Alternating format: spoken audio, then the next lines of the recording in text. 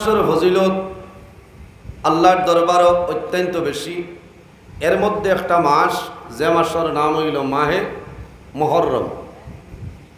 এই মাসের এত ফজিলত, এত বরকত খানি। এই মাসের এত ফজিলত, এত বরকত। আরবি প্রথম বৎসরের প্রথম যে মাস আরম্ভ হয়, মাসের নাম হইল মাহে মুহররম। এই মাসের 10 তারিখের নাম হইল ইয়াউমে আশুরা। মহান আল্লাহ রাব্বুল আলামিনে 10জন নবীরে নাজাত করিয়া দিছিলা এই মুহররম মাসের 10 তারিখ। সুবহানাল্লাহ।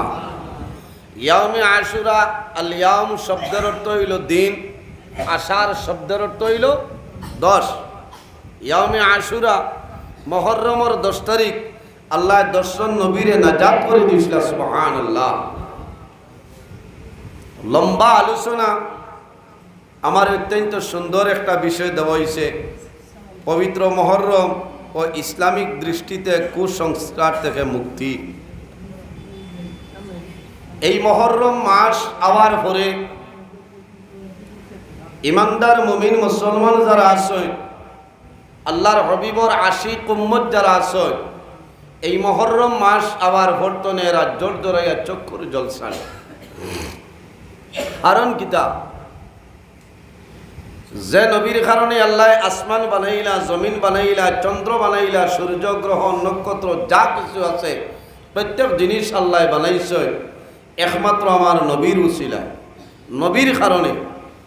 হাদিসে কুদসির মধ্যে রব্বুল আলামিন ফরমায়, লাউলাকা লামা খালাকতুল আফলাক।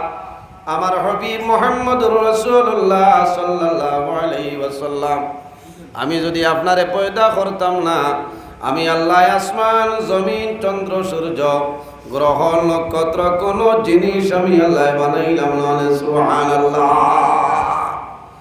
ও নবী, যে নবী সমস্ত নবীগণের নবী, ইমামুল মুরসালিন, খাতামান নবীন, শাফিউল মুজনবিন, রাহমাতাল লিল আলামিন, মুহাম্মদ আরবি সাল্লাল্লাহু আলাইহি ওয়াসাল্লাম।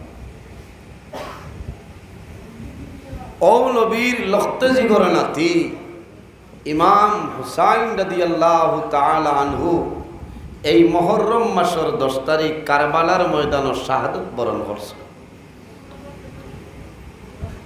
ইমাম হাসান এবং হুসাইন এরা খারা বলে আল্লাহর হাবিব আকা আলাইহিস সালামের নাতি শেরে খুদা